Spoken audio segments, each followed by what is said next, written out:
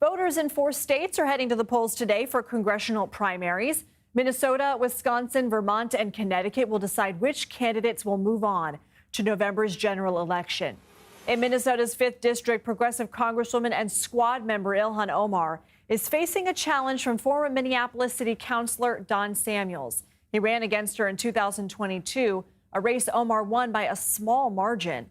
CBS News political reporter Hunter Woodall is tracking these races for us from our Washington bureau. So, Hunter, other members of the so-called squad, Representatives Cori Bush and Jamal Bowman, they lost their primaries this summer. They also each faced really well-funded challengers. Are the dynamics different here?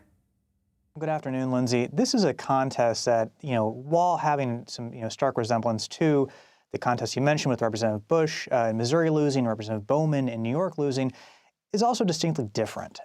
From the tracking that we've seen via data from Ad Impact, so far there's not been a great deal of outside spending in this race. The outside spending really came to define the effort to defeat Bowman in New York and to defeat Bush in Missouri.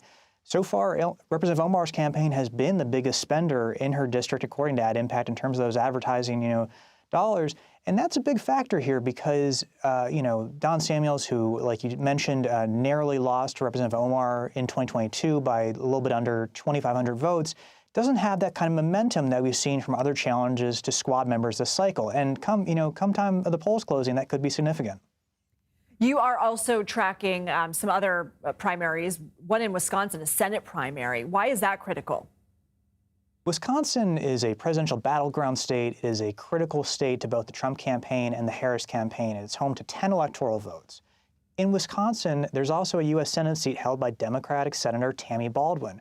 Republicans are rallying around candidate Eric Hovde in this GOP primary today, hoping that he becomes a Senate nominee. He has to overcome some lesser-known challengers first, but this is significant because Democrats have a very, very narrow majority in the U.S. Senate.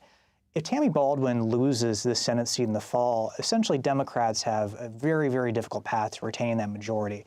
And especially, too, for both the Trump campaign and the Harris campaign, that Senate race could loom large and who ends up winning the presidential race in the state. Let's go back to Minnesota. Former NBA player and Republican Royce White is seeking Minnesota's Senate nomination to take on Amy Klobuchar. He's denied the results of the 2020 election. He's largely considered an underdog in this race, right? The race by Royce White here is one of the more notable things that's been happening. It's kind of flown under the radar. Royce White is somebody who lost a congressional primary in 2022, and he came back. He's running for this U.S. Senate seat in Minnesota, and he actually got the Minnesota GOP's endorsement at their state convention weeks and weeks ago. But that's been concerning for some people, given that Royce White has a just litany of controversies. There's issues about his campaign finance, past campaign finance spending that's been called into question.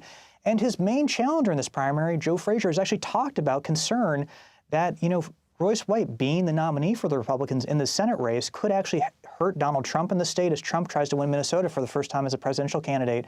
No Republican has won it in a presidential race since 1972. Okay, Hunter Woodall, thank you.